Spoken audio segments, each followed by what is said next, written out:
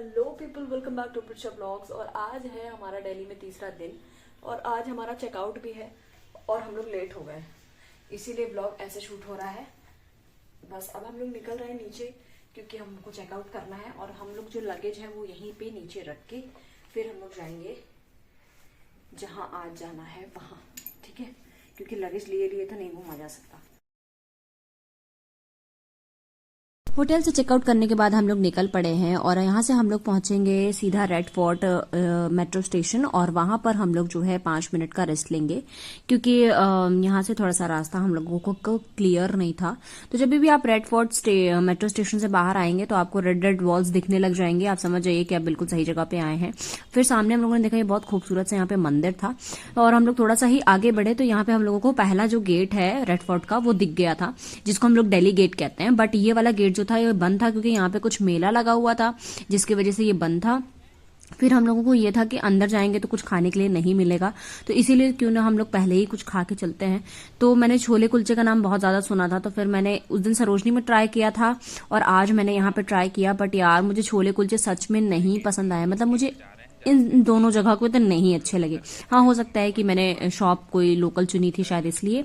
उसके बाद में अब हम लोग यहाँ पे आए हैं दूसरे वाले गेट से और यहाँ से हम लोगों को बहुत ज्यादा घूम के जाना पड़ेगा। जो पहला वाला गेट था वो ज्यादा बेटर था, बट ठीक है कोई बात नहीं। और यहाँ पे हम लोग आए हैं, यहाँ पे हम लोगों ने देखा कि पहले जो है वो टिकट काउंटर बना हुआ है, तो 50 रुपीज का आपको पर पर्सन टिकट मिलता है सिर्फ रेड फोर्ट का। लेकिन अगर आप म्यूजियम भी जाना चाहते हैं तो पर पर्सन टिकट आपका 80 रुपीज होगा फॉर इंडियंस, ठीक है।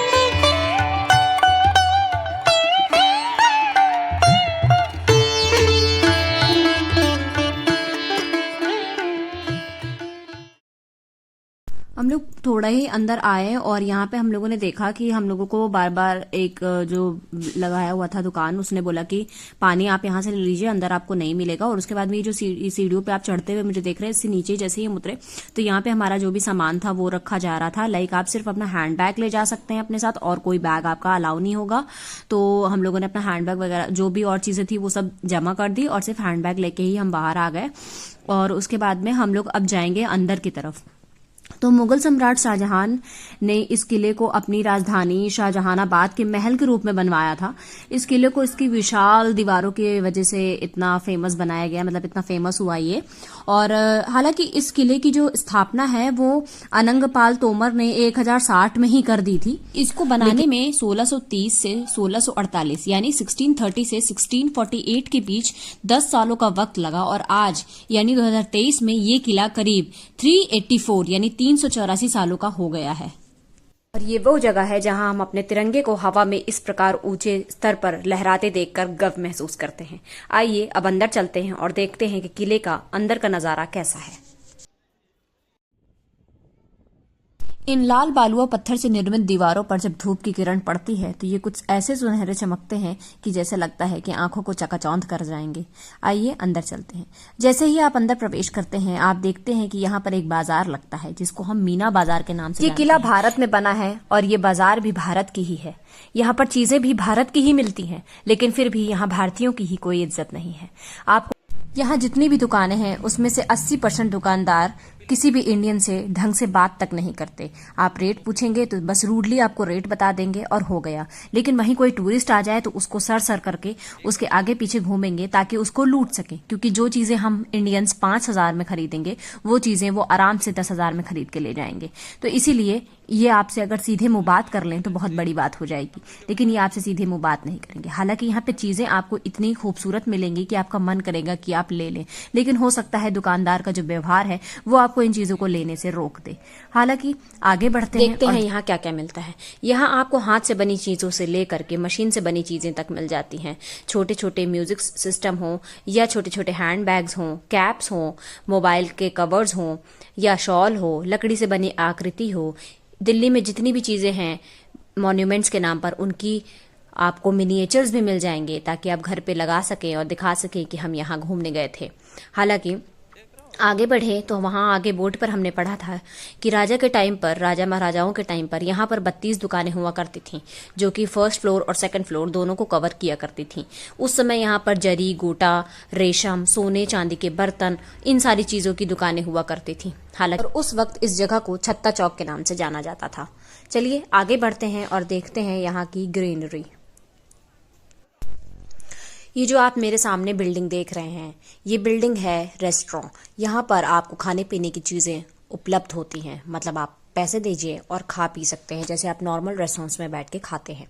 हम लोग आगे बढ़ गए और यहाँ पे हमने देखा कि जो ग्रीनरी है वो काफ़ी अच्छी मेंटेन करी हुई है। हर जगह पर पेड़ लगाए हुए हैं, छोटी छोटी बुशेस, ग्रासेस, और बैठने के लिए बहुत सारे चबूतरे का भी निर्माण किया गया है। तो हम लोगों भी थक गए थे और थोड़ी देर बैठने का सोचा। थोड़ी देर बैठने के बाद में हम लोग वापस निकल पड़े। अंदर की ओर चलने लगे तो एहसास हुआ कि आप अगर 1-2 दिन के लिए दिल्ली आए हैं तो आप दिल्ली की हर एक जगह नहीं घूम सकते, क्योंकि इतने बड़े बड़े एरिया ऑफ स्पैन में ये फैली होती हैं कि आपको थक जाना होता है। फिर भी हम लोग हिम्मत करके आगे बढ़े और यहाँ पर आए तो यहाँ पर देखा हमने कि कुछ निर्माण कार्य जो है वो चालू है। यहाँ पर कुछ बल्लियां और सीढ़ियां लगी हुई थी जिसके थ्रू इसका निर्माण किया जा रहा था। मतलब कुछ चीजें होती हैं जो डैमेज होती हैं तो उसको समय समय पर सुधार करना भी हमारा कर्तव्य है। इस जगह को दीवान आम कहते हैं। यहाँ पर राजा महाराजा अपनी प्रजा की परेशानियों को, उनके दुखों को, उनकी तकलीफों को सुना करते थे। किसी को कोई परेशानी हो तो यहीं पर उसका हल निकाला जाता था।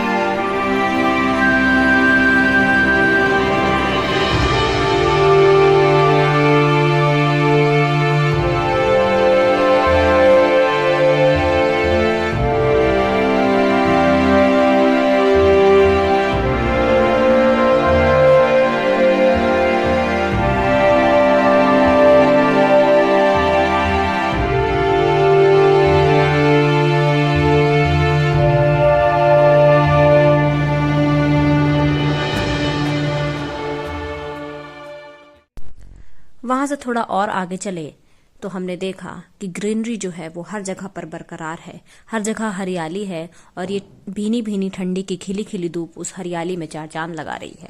आगे बढ़े तो हमने देखा कि यहाँ पर संगमरमर से बना एक और किला कह सकते हैं आप, जो कि यहाँ पर बना हुआ था। जो रेड फोर्ट है वो लाल बलुआ पत्थर और संगमरमर से मिलकर बना है।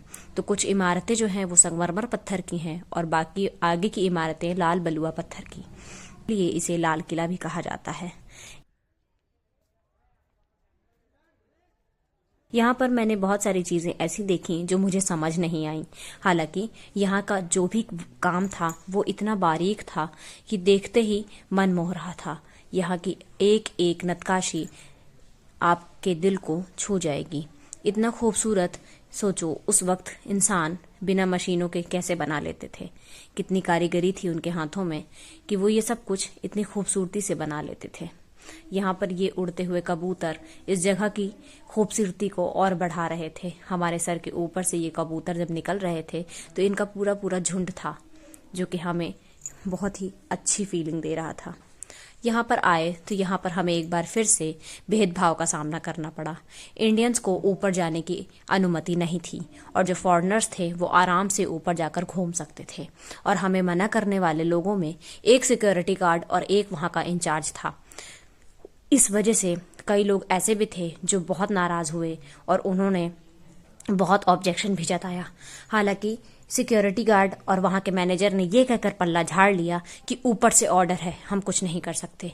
फॉरेनर्स इंडियंस को बाहर खड़े देख उनका वीडियो बना रहे थे और उनके ऊपर हंस रहे थे। वाह।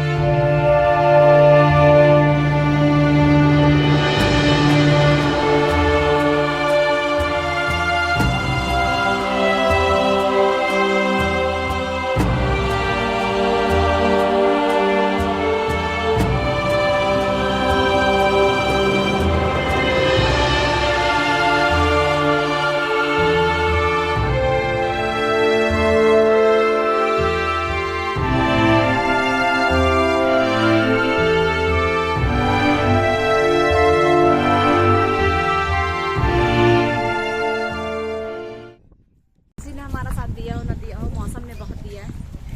1% गर्मी नहीं है और ऐसा भी नहीं है कि बहुत ज़्यादा ठंड है। एकदम मस्त वाला मौसम है। कंटिन्यू हवा चल रही है, चाहे जो ड्रेसअप करो सब चल जा रहा है। बहुत अच्छा व्यू भी आ रहा है।